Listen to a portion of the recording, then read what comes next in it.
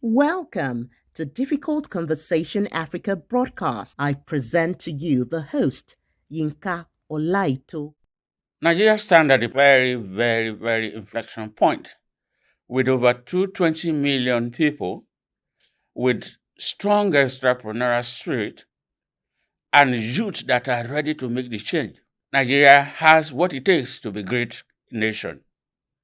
Yet, because of the several governance issues, insecurity, ethnic issues, political issues, Nigeria continues to suffer bad image and all sorts of corruption and a lot of things are associated with Nigeria. Interestingly, we have over 220 million people. A few are destroying the name. There are issues of ethnicities, there are issues of political and religious issues, and there are leaders who are using ethnic and religious factors to divide the nation. How long will this continue? There's a group that is called Rebirth Group. Their focus is to push for a rebirth of Nigeria. That is not just, and the rebirth is not about leadership alone. It encompasses a lot.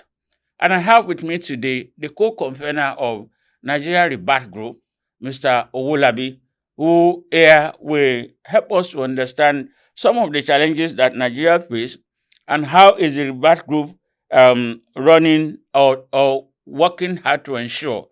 Today's topic again is Nigeria National Rebirth Issues and Challenges. Please welcome Mr. Owolabi to the show. Thank you, my friend and brother. Good morning, Nigerians. Yeah, you've been talking about rebirth, and I've seen your organization going from one geopolitical zone to another. And the first question I want to ask you, sir, is when people talk about national rebirth for Nigeria, what exactly do they really mean? And is it a moral, political, or economic issue that you are talking about? Moral, political, economic. Well, once again, good morning, Nigerians. When we talk about rebirth, what are we really talking about? We are talking about giving a fresh breath to a stillbirth nation. A stillbirth nation. Yeah, the nation ab initio, the conception, the foundation, everything was wrong. So Wow. when you have a stillbirth, Yeah. it means there is a birth, but that birth is struggling to breathe. Okay. A stillborn child can survive, Yeah. but he will need to be assisted with fresh breath. That's true. Oxygen and all of that. And that's exactly what we are saying. Ab initio, if you look at the history of Nigeria, how did Nigeria come about? Nigeria is actually a confluence of colonial interest. Okay. Two colonialism merge to form Nigeria. Okay. You're looking at economic colonialism, Yeah. which the imperialists, Britain to be specific, brought. Yeah. Then there are people, if you have to be realistic, who believe in settler colonialism. Okay. These two merged to give birth to what they call Nigeria. Okay. Nobody was consulted, Yeah. right?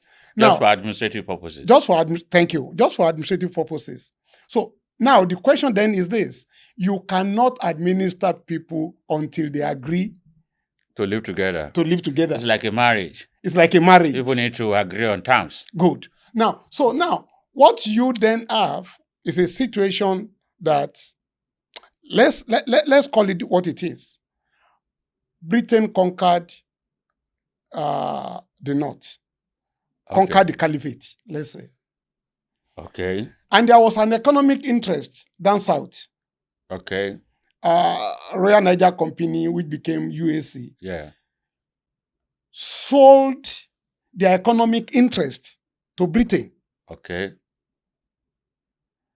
Now, the conquered North and the purchased South were handed over to people that they believe should be able to govern or manage the tension in their own interest. Okay. So the interest of Nigerians generally was never the issue here.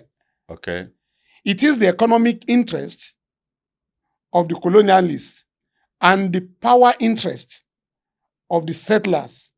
Okay. Now, we now need to sit down and understand, what do we really want? We are not the only country that had all this. Exactly, because I will have said that Nigeria keep giving that excuse, we were not together. Somebody, it's like a marriage that your parents initiated because of interest. Because you are my friend. Yes. So and you want my daughter for your son. Yes, sir. You have lived together. Nigeria have been a nation. We're talking of 1914. That's a century. What are we doing as a nation that we have not been able to resolve our issues without having to point accusing finger now, at the people? The issue really is this: you will drive towards your destination.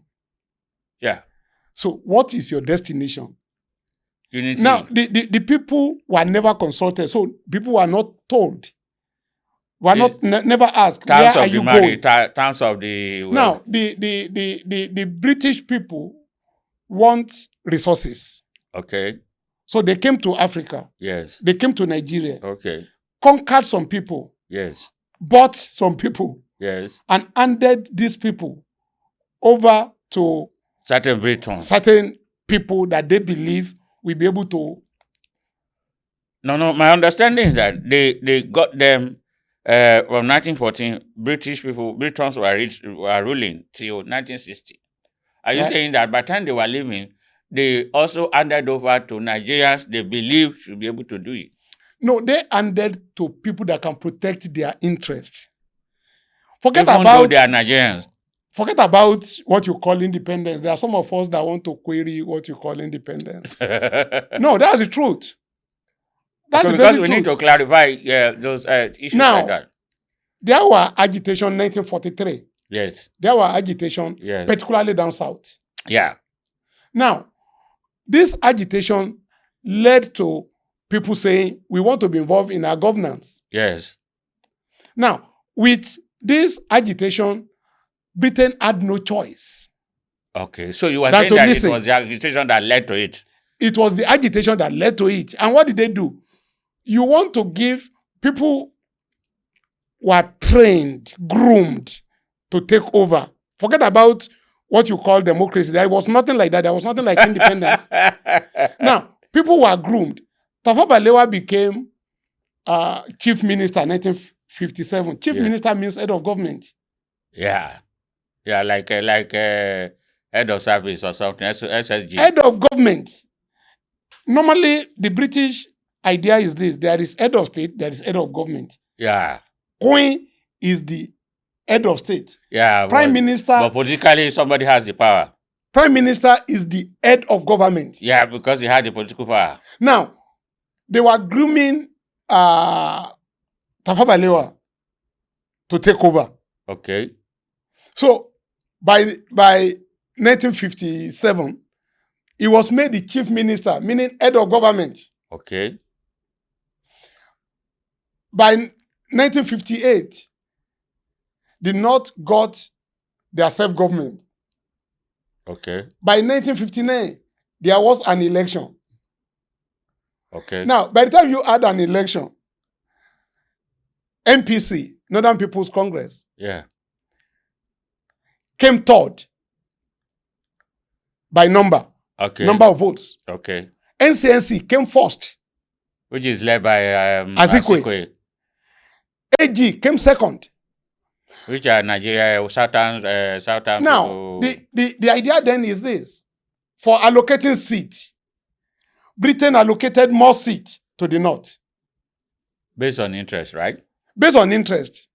But it can still be argued that because of geographical something. Yeah. Let's look at how that happened again.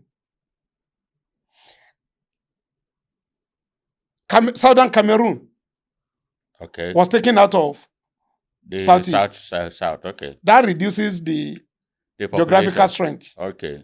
of South. Okay. Northern Cameroon was merged with the North. That increases their size. Okay. These are manipulations. Okay. Now, if you talk of North, what you call Kwara today, Kwara, all of them, they are part of the Kogi. South. Yeah. They were, even when Gowon was to create state, he created them as West Central state. Not North Central that they now bear. No, not North Central. When Gowon created states, 12 states, Yeah. there was North Central state, Yes. there was East Central state, Yes. and there was West Central state, Which covered the which was the Kwara. Okay, and Kogi. But the North Interesting. won't want to hear that you call Kwara or Kogi West. So they kicked. They were Kogi was part of Benin. They kicked. That no. You can't call these people West. So they put the North And Central. for about a week or two, they have to drop the name West Central to now call it Kwara. Okay. But The original name of Kwara was West Central. So what were the name? What were those Southern leaders doing at that time? Did they not? They don't have. Shouldn't they have spoken out? And that's a good question. But you have been unfair to them. No, it's a question I'm asking. You have been unfair to them. How? I'm just asking Now, a normal question. Britain had firm or fierce grip over the nation. Yeah. You dare not challenge them. Okay. So, and they've handed over to you. So anytime anybody wants to misbehave, all you need to do is to report to your masters. And use the power that be. And use the power over them. Was anybody consulted? Who told you that Ibadan want to be part of your state? Yeah, I know. And the others. So who is telling you that Ijebu they want to be part of Ogun? Were they consulted? But for administrative purposes, you have to do something. For administrative purposes, you have to do something with the consent of the people. Well, sometimes leader has to make hard decisions to ensure that there's peace and there's organization, because we need to balance our argument. See, No, I'm just saying. The idea really is this. Yeah. Anything you call colonialism or slavery, Yeah. is actually a camouflage for your weakness. Okay. How? No, we want to understand that. And our people want to understand. Civilized people and intelligent people, Yeah. don't oppress people. Yeah, we know that. You have fair trade. Yeah. You don't assume. Slavery is an assumption that I'm better than you. I can oppress you. Yeah. Right? No human being is better than the other. Yeah. But there used to be dictatorship, feudalism, and all that of system. And that's what... Not even in the Africa, in other parts of the world. And that is what caused what we are talking about today. No human being will accept to be called inferior. Yes, we do. Everywhere in the world, you resist colonialism. Everywhere in the world, you resist slavery. Yeah, I know. Well, are you saying that, okay, because of time, we've talked about this is pre-independence. Yeah. Now, let's focus on independence era. Historically, you have said that what we have was not independence. Flag exchange. So, you say, looking back, since independence, which turning point or missed opportunity have shaped Nigeria's current challenges? Oh, missed opportunities. Yes. Series. So let's address let's so that maybe it can help in the national rebirth that you are asking for. No, maybe our listener can also understand. Let's look at this. India got independence 1947. Yeah. From the same Britain. Just like they gave a constitution to Nigeria.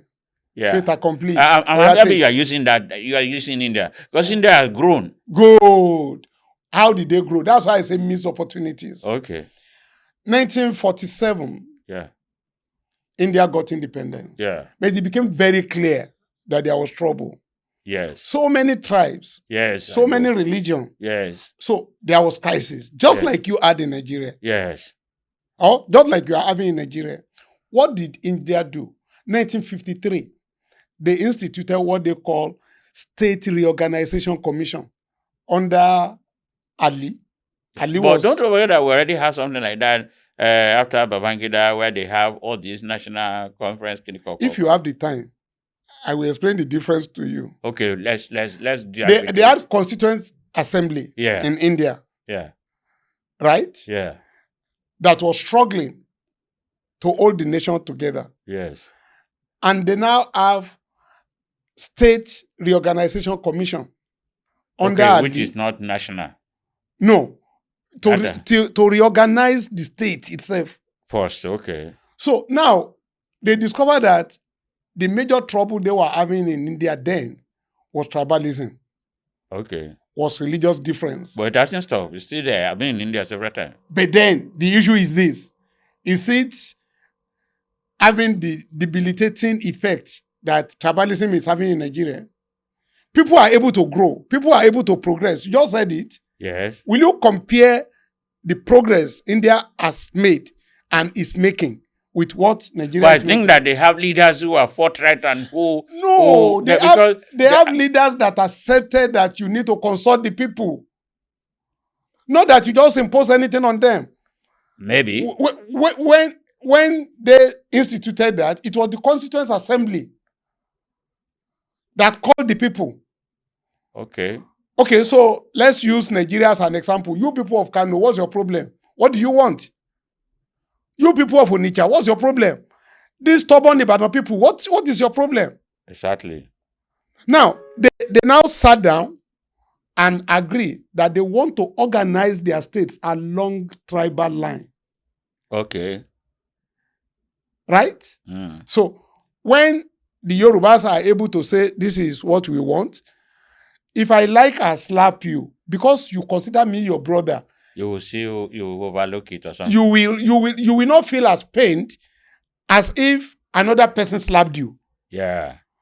I guess you would have beaten your child before. Yes. It's possible. Right? Yeah. But because that's your child is not feeling anything.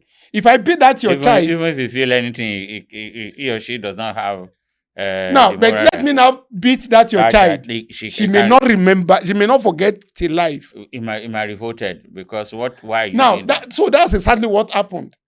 India organized themselves along tribal line. Okay? And since then, there was relative peace. I'm not saying they are the most peaceful. But if you want me to talk about the most peaceful, I'll be talking about Switzerland. Yes. Switzerland too.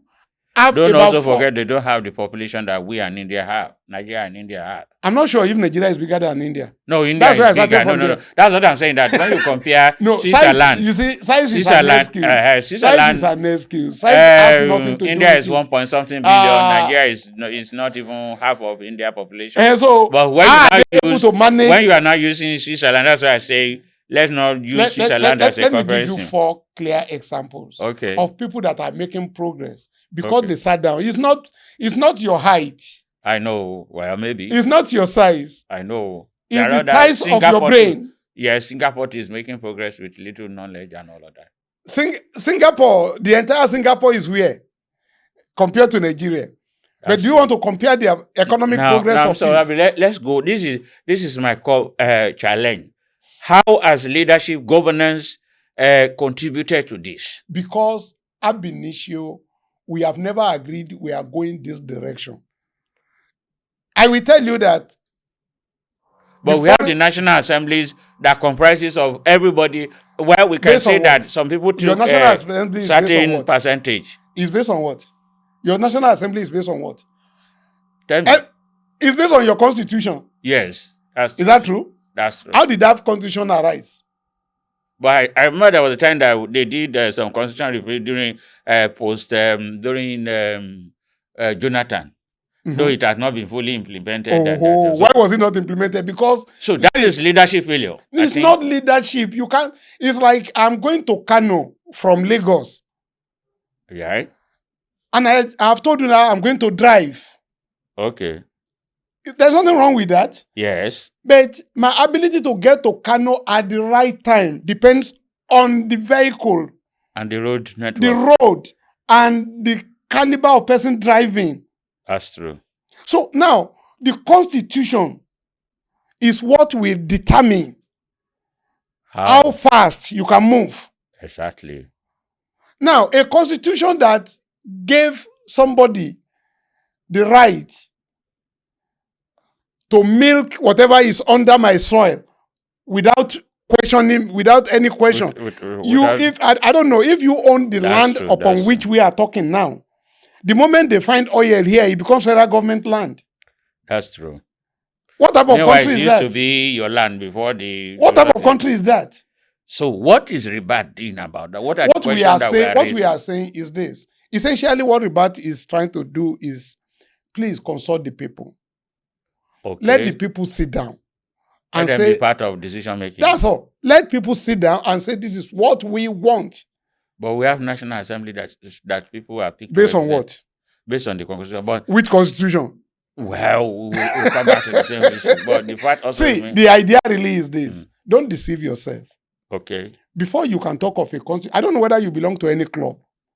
If you belong, there will be a club constitution. Yeah, that guide everybody. If you are coming, they will give that constitution to you to go and read, so that maybe for a week. How does this club operate? It will tell you, your power, you will need to donate this, you will need to contribute this, you are entitled to vote, you are not entitled to vote, you can, whatever. That's true. So now, the Constitution of Nigeria, how did it arose? Now, because we might likely have part 2, and we want this thing to be around 35 minutes. The issue of security issues and stability of this nation, how can Ribat help? No, the only way you can talk about security is you own the nation, you own that environment. Nobody has agreed, to the best of my knowledge. Forget about your green passport. Yeah. Nobody has agreed to be a Nigerian. You are a Yoruba man, you are Hausa, you are Igbo, you are Ijo. But how do I secure what does not belong to me? No, I don't think that nobody has agreed to be a Nigerian. Well, because people still say I'm a Nigerian. People tell you that I'm a Nigerian. Because you now need a name for yourself. But how long can we continue to do this? That's the question you now need to answer. Now, how do you answer it? The question is, how long do you want to think you want to lead people without their consent? You must have to gather people together and ask them. But politics is about interest anywhere. And that's politics what you are saying. Is about interest. Yes. So the more you can push your interest forward, the better for the leaders. So that's if you're allowed to push. No, everybody can push. I believe. How? That. Everybody can push in one way or the other. How? At a point, you can say, "No, I don't want this again." And that's exactly what people are saying.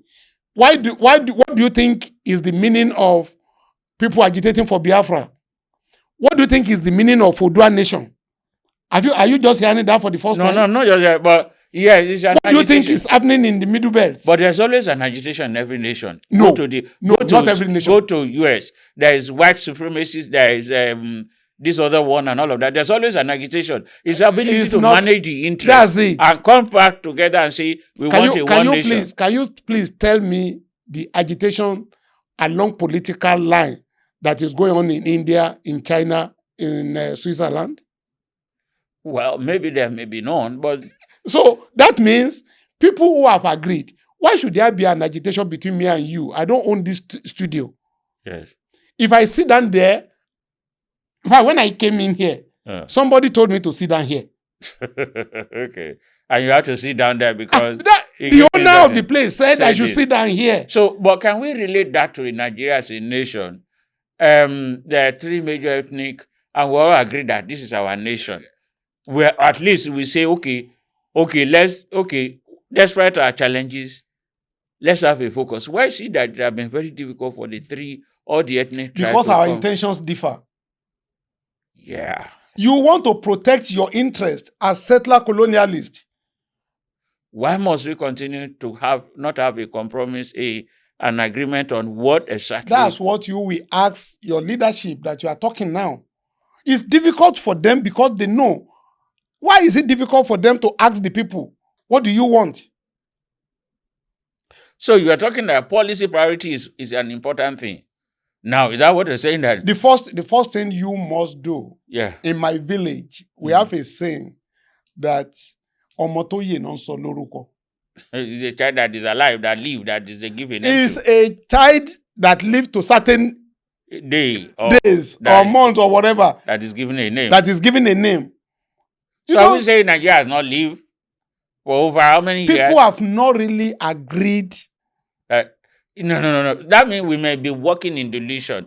Because if a child, like going by your profile, so that it is a child that is alive, that they give a name. Now, the child has been alive for almost 60 years. Whether in comatose, so who will give the name? Whether in comatose, who will give the name? We can agree. Who will give the name? We should be able to agree. Now, the issue is this, my brother. It is only those who give birth to the child that I can't come and name your child. Yeah, but we must come to an agreement because we can't continue this way. Otherwise, we want... The only thing we can do, the best thing we can do is sit the people down. The people of Kano, what do you want? How do you want to live in peace with the people of Shagamu? So you are saying there is a citizen role in this, Abi? There is. What are the roles that you think is the... what you are talking about governance is control over human life. That's the meaning of governance. Here in Nigeria or... anywhere. Okay. So if we go by it, control over human life, and you say it is everywhere, so why is it that we do not allow the control to continue? You cede that control. I accept now that you are my father. Yeah. So when you call me and say, come. Hey, Owolabi, come, I have no choice because you are my father. And but you want to accept. I have to accept that you are my father. Now, so what is delaying the citizen to accept that there's a nation? Have they been called to say, what do you want to call this nation? Are you aware that there was nothing like Ghana at independence of Ghana? In your outreach, are you aware? Mr. Owolabi, in your outreaches, no, Mr. Oladejo, in your outreaches, the conversation you have been having in the geopolitical zone. Good. What are the major outcomes that have been coming out? Now you are coming to it. Okay. We had the first meeting in Ibadan, May 9 last year. Yeah. And the people, and what were we asking? If we have a means of waking Awolowo up, okay. If we have a means of waking Azikwe up, Tafawa Balewa, but we don't. Sadano of Sokoto, those are assumptions. And we are to ask them that, are you proud of this nation that you gave birth to? I'm assuming that will not be.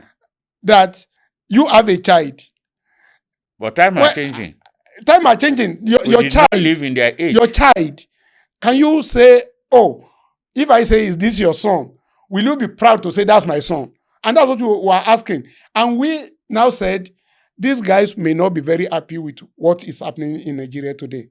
Yeah. So we now want to assume. Now let us assume that we are able to wake them up. If they are happy, then we now know we have to continue. But if they are not happy, but we cannot continue to make that assumption, Mr. Olabisa. No, you have no choice than to assume that I will come to your studio. Because we've agreed. That your father did not do it well. Shouldn't be a reason why the children. And okay, good. And that's exactly what we did. Are you children of these people? We called Hausa people to come to Ibadan. We called Fulani to come to Ibadan. Okay. We call Afenifere to represent Yoruba in Ibadan. Okay. We call Ohanese to represent Igbo in Ibadan.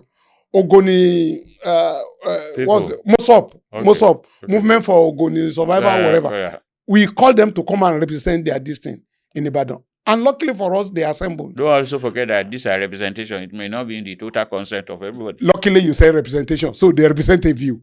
Okay. So what's stopping you? What's stopping the nation now from calling people to come and represent the Egba people? But now, when we did that, we agreed that this country must be restructured. Okay. that what these guys left behind were essentially autonomous regions. Awolowo was able to decide his life. I'm in a position to tell you that I have people that went to modern school in those days. Yes. I am in a position to tell you that in Lagos here, some people went to primary school for 8 years. I don't know whether you are aware of that. Yes. I went to primary 7 because I school in the north. I'm not sure if you went to primary 7. No, what does that mean? Each and region. there was secondary school that stopped at 5 for 5. Now they do GSS 3. Now, what does that mean? What that means is each region was able to say, this is what my educational policy should be. Right? Well, what now make the difference? Now, each region was able to say, this is where I will lay my emphasis. Awolowo was laying emphasis on education, on agric. Yeah. He needed agric money to fund education. Education, yeah. Right? Yeah. Now, the North was laying emphasis on groundnut cotton. Yeah. Right? But so, not much of education. Well, I mean, you decide. I don't know what you, if you have. No, eaten, that's what I I'm don't saying. know what you ate. All that concern me is as a friend. I can as well ask you, are you hungry? If you say yes, I give you. I give you food. Right? Yeah. Now, the North had their own priority. The East have their own priority. Now, that priority is what determined what we do. Together. Now, can we go back to our autonomy? And in Ibadan, we agreed to have 6 regions. When we got to Kaduna, November 2024, again, we assembled the people in Kaduna. The Kanuri people were there, this thing were there in Kaduna. Okay. And we say, Ibadan said 6 regions. Do you agree? They say, yeah, they agree to region, but they do not agree to 6. Okay, so what do you want? They said 8. Why? They said Middle Belt is too big to be 1. Okay. Right? Meanwhile, but the population may not correspond to. Well, I mean, it's they just have the landmass. It's autonomous. Yeah. I'm not bothered about your height. The standard bed has 6 by right. So it's autonomous. If you have the resources to fund it. Do I tell you that I think in Canada there is a particular region that is just 40-something thousand people? Yeah, that's true. That's true. Because they are able to. They have good landmass.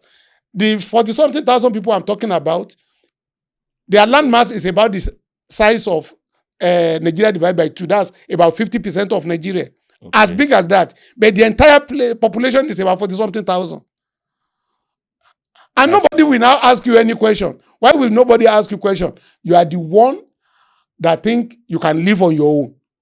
So any region that can live, in fact, what we normally say is this. What is wrong with Nigeria having 1 million regions? There is nothing. So long you are able to fund yourself, you are not going to Abuja to go and be begging for money. Okay, let's just round up with this question because we can't finish this. Values and national building. Good. What are you doing about that? Values. What is the role of education? Values depend on culture. Forget about the fact that when I came, I stretched my hand to greet this man. Okay. Ordinarily, if I look at him very well, I think I should be older. I'm not sure, but I guess I should be older. We know that in the Southwest, you prostrate for an elderly person. So if he, on his own, stretch his hand to me, that is considered insult or disrespect. It's very disrespectful. I won't shake his hand. But that's our value. We value certain things. The value depends on your autonomy. No, I think that it shouldn't be. No. You see, the idea really is this. Because the Igbo man will shake hand with anybody. I don't think and there is nothing wrong with that. That is not autonomy. That is culture. No. That's what I'm saying. That's your culture now define your value. So it's not autonomy. It's culture that determines it. Am I able to now put that in my educational curriculum? That when you wake up in the morning, you must greet your father. Okay, maybe. Okay, that's why. Am I able that's why you to impose that on my child? Okay, so what they're saying that there's an And what you intersectionality of autonomy there. you call education, Yeah, it's not just ability to read and write. I know there are formal and informal education. You must have to teach me how to behave. That's part of education, Yeah, right? and you How I how to think, use what I how think- you think too. What I think is normal. Independence thought. What I think is normal even within Yoruba land, we normally say, if we have the time, we normally say Yoruba is a federation of its own. That's true. The value of an Ijesha man is not the value of an Ibadan man. That's true. An Egba person too. It's not the value of an Egba person. Ijebu or whatever. Right? I come to your house because you are an Egba person. You come to my house. I'm from Oyo. I will give you Eko. You know the meaning of Eko? Have a pub, the local pub. I will give you Eko and Memai. But I'm punishing you if you are an Egba an Ijesha man. Yeah, that's true. You are expecting me to give you pounded yam. I hope I'm right. Yes, no, that's true. That's true. So even our value system differs. But that's what we call, that's why relationship is in understanding. Even the Yoruba says that knowing it is put in proper Yoruba that that is, you have to know the habit of this individual before you can actually and that's exactly what we are saying. Will Nigeria please Mowafoniwa? Will Nigeria please allow a Yoruba man to be a Yoruba person properly? But if you continue that, there will be a lot of division. What's the division there? Because there will be. What is the division in India? You have to be driven by one division. But inside. I hope you know that China has multiple culture too. Yes. Even India has multiple. They have. Why are there no frictions there? There are friction. They manage it because there's a. Why are we not able to manage because our there's own? A common. Good. I now know that. I mean, let's look at this. When the military came, 1966, there were 5 constitutions in operation. We had Western Region Constitution when the military came. Yeah. We had Eastern Region Constitution. We have Midwest Constitution. We have Northern Constitution. Then we have the Federal Constitution when the military came. Okay. So that automatically means in the West, we have a constitution guiding our activities. This is our agreed norm. You go against it, I can sue you. And then when you cross border to the other side of the border, I must have to obey them. Okay. Just for the last, because this is, I think we'll have the second part of this in the next lecture. What will you want to see as co-convener of Nigeria Rebirth? I will want, it's a very simple question that doesn't need me sweat. I will want Nigerians to come together and discuss their future. Under what parameters? Under whatever parameter. Under what parameter are we being put together, lumped together without anybody consulting anybody? Nobody, I will tell you, nobody has ever called Nigerians to say, what do you want? The nearest we went to that was McPherson. That's true. How do you govern people without their consent? Okay, Mr. Owolabi, thank you for coming. This is an interesting conversation. We also want our listeners, particularly Nigerians, either here in diaspora, to please give us their view about what we have discussed. We appreciate if you can give us the view so that we can actually move this field to the co-convener of the National Rebirth, so that we can actually also have what Nigeria are feeling. Because this is your position as an organization. Is this the position of every other Nigerian within the ecosystem, and both as people living within and outside? And on that note, I want to thank you for what your group is doing. It's very, very, very pivotal to national building, security, because people have to agree and come with a one vision before they can go in the right direction. And I think those are some of the challenges Nigeria have over the years. And I must commend you and your group for what you are doing.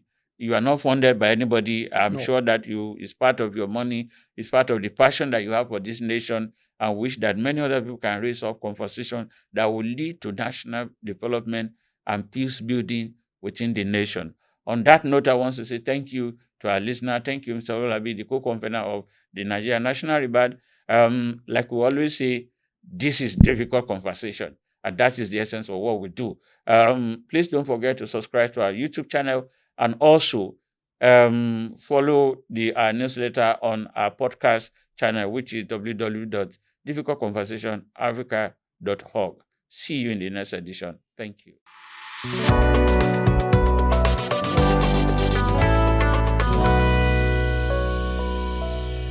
Thank you for listening to this episode. For inquiry, please send an email to info@difficultconversationafrica.org.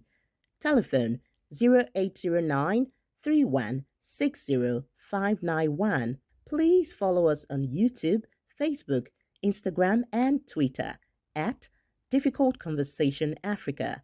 See you soon.